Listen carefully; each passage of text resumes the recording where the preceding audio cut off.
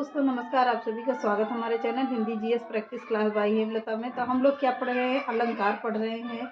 अलंकार बहुत ही अच्छा चैप्टर है। तो काव्य की शोभा बढ़ाने वाले को क्या कहते हैं? अलंकार कहते हैं। तो चलिए देखते हैं।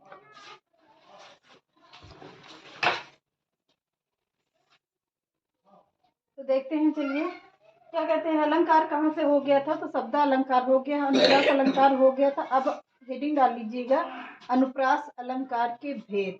तो अनुप्रास अलंकार के कितने भेद होते हैं? तो अनुप्रास अलंकार के 5 भेद होते हैं। कौन सा? छेका अनुप्रास होता है, लाटा अनुप्रास होता है, वृत्यानुप्रास होता है, अनंत अनुप्रास होता है और क्या होता है? श्रुत्यानुप्रास होता है। तो अलंकार के कितने भेद होते हैं? तो अलंकार के 5 भेद होते हैं। कौन सा?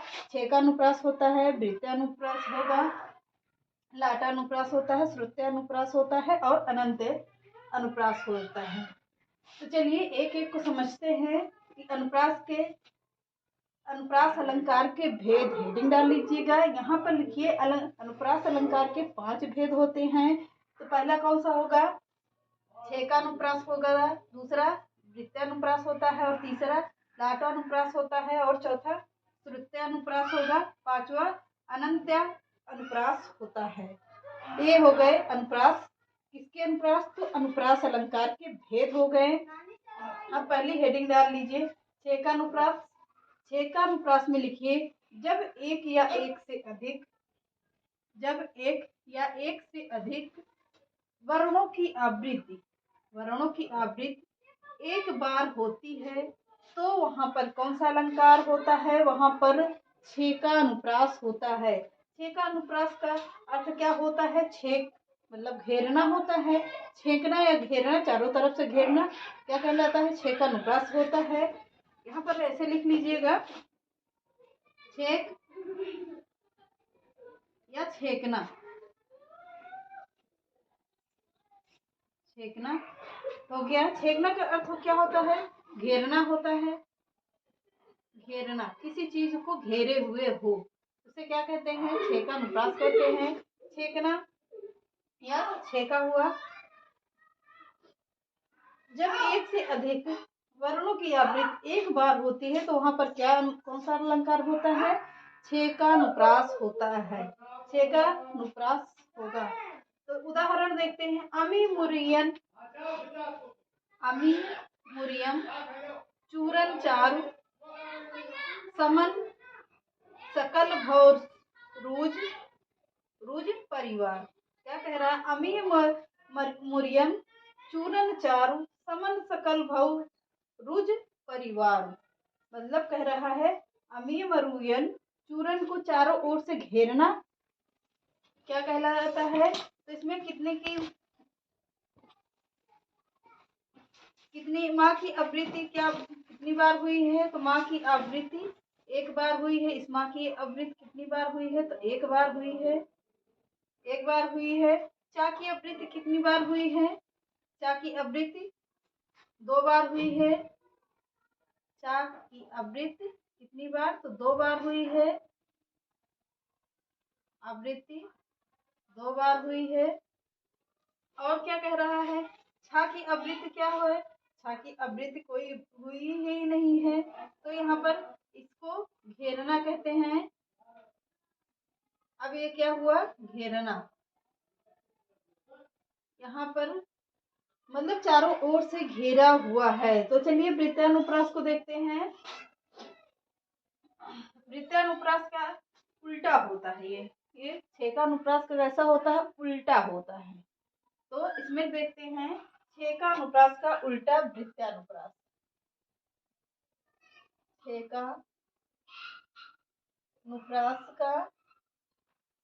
छेका का यहाँ पर शॉर्ट में लिख लीजिए, छेका का उल्टा होता है। इतना समझिएगा, लिखते हुए चलिएगा। छेका का क्या होता है? उल्टा होता है। जहाँ एक या एक से, परिभाषा लिख लीजिए, जहाँ एक या एक से अधिक वर्णों की एक से अधिक बार आवृत्ति होती है। जहाँ एक या एक से अधिक वर्णों की आवृत्ति वर्णों की यहाँ पर आवृत्ति होगा।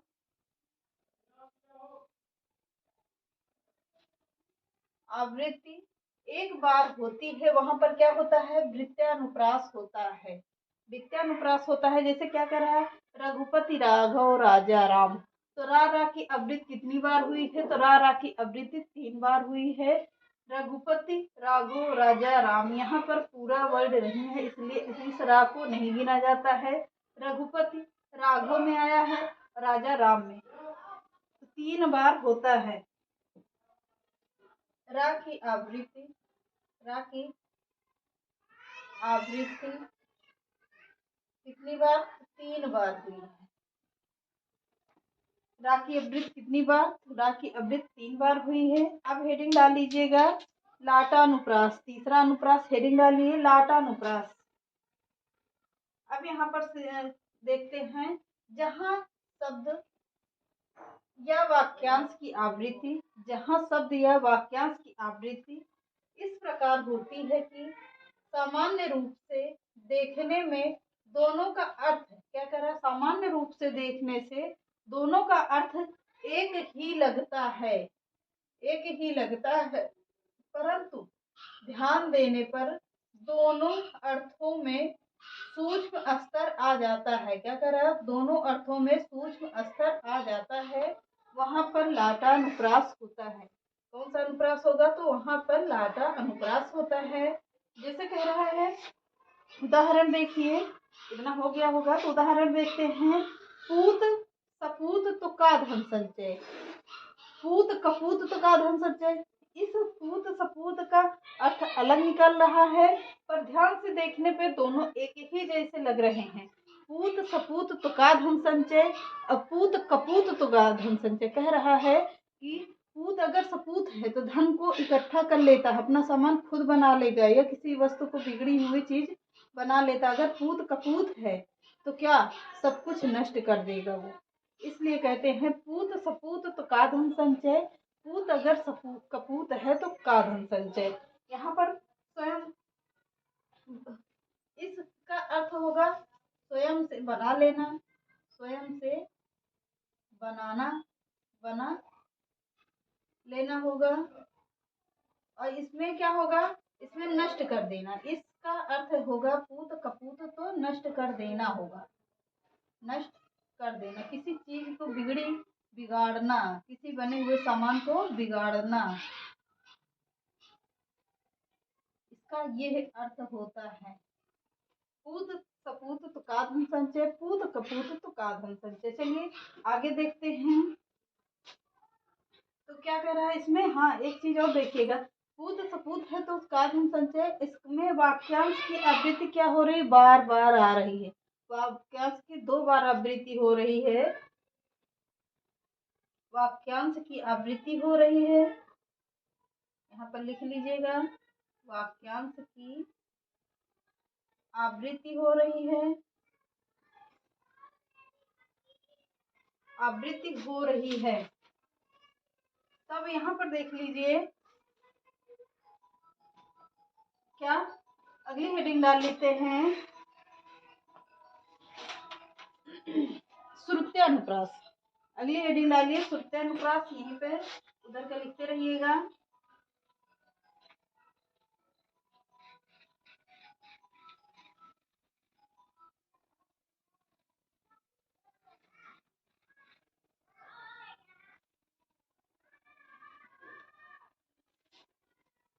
तो कौन सा होगा, आपकी किस नंबर का है, ये चौथा नंबर का होगा, चौथा नंबर अनुप्रास होगा। कौन सा, श्रुत्यानुप्रास, श्रुत्यानुप्रास। हेडिंग डालिए, इसमें लिखिए श्रुति का, श्रुत्य का अर्थ क्या होता है, श्रुति मतलब सुनना होता है, श्रुति मतलब सुनना होता है। तो यहाँ पर क्या कह रहा है, अलग अलग उच्चारण स्थानों से वर्ण कर लेंगे, क्या अलग अलग स्थानों से उच्चारण कर लेंगे। इसमें परिभाषा लिखिए, परिभाषा जब एक ही उच्चारण स्थान से, परिभाषा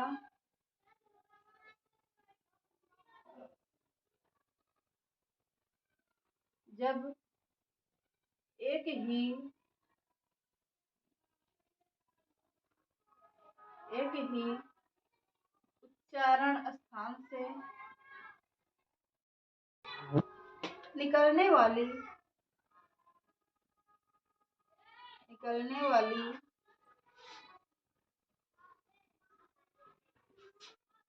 आवृत्ति, निकलने वाले वर्णों की आवृत्ति या निकलने वाले वर्णों की आवृत्ति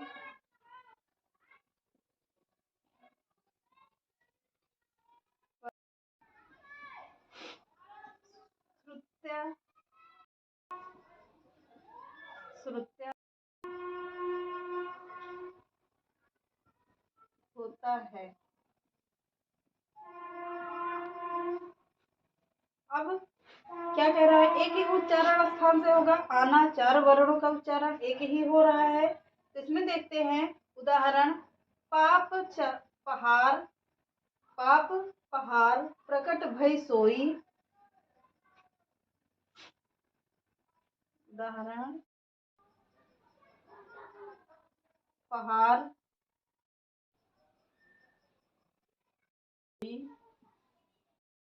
अगला क्रोध जल जोई। गया उदाहरण है, इसलिए हमने कठिन उदाहरण ले रखा है। पाप पहाड़ प्रकट भई सोई, भरी क्रोध जल जाई न जोई। क्या कह रहा है, पाप प्रहार प्रकट भई सोई, भरी क्रोध जल जाई न जोई। तो किसकी आवृत्ति हो रही है? पा की आवृत्ति कितनी बार हुई है? पा की आवृत्ति 2 बार हुई है। पूछता है तो वहां पर कौन सा उदाहरण होगा? श्रुत्यानुप्रास होगा। अगला देखते हैं अत्यानुप्रास। अनत्यानुप्रास, इसको आज खत्म कर देते हैं।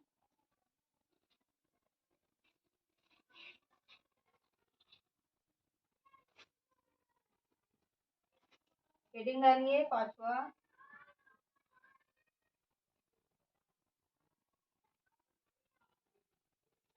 अत्यानुप्रास। परिभाषा लिखिए इसमें, हेडिंग डाल लीजिए। जब किसी पढ़ के अंतिम में वर्ण में, जब किसी पढ़ के अंतिम वर्ण में अनुप्रास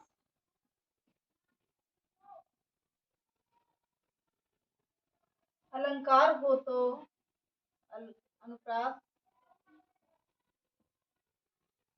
अलंकार हो तो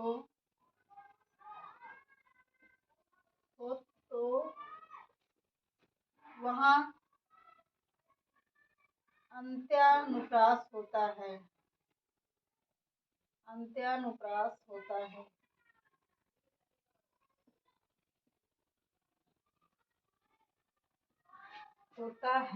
अब इसका उदाहरण देखते हैं। धन रहीम जल पंख लघु जियत अघाय। उदाहरण देखिए, फिर समझाते हैं। उदाहरण क्या कह रहा है, धन रहीम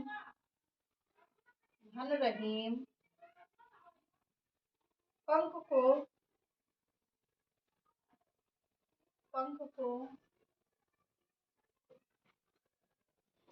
लघु जियत अघाय। लघु जियत अघाय।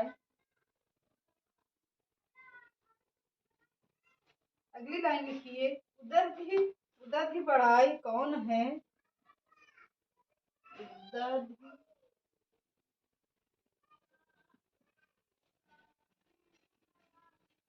बढ़ाई कौन है?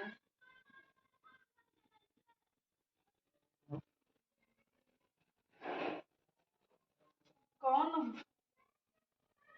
है? जगत पियासो जाए। जगत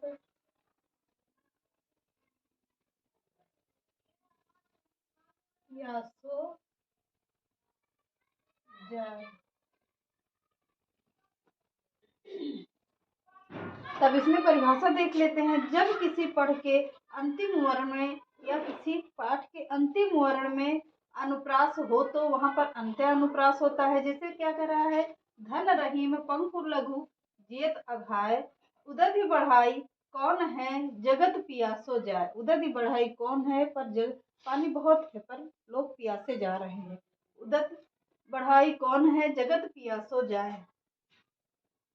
इसमें कौन सा अलंकार होगा, या अगर आए लास्ट में, अगर या आता है, ये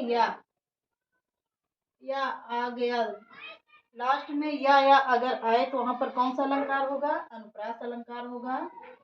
अनुप्रास अलंकार होगा। कौन सा अलंकार, अनुप्रास अलंकार होगा। कितना हो गया होगा देख लेते हैं। अब हेडिंग डाल लीजिए यमक अलंकार। यमक अलंकार।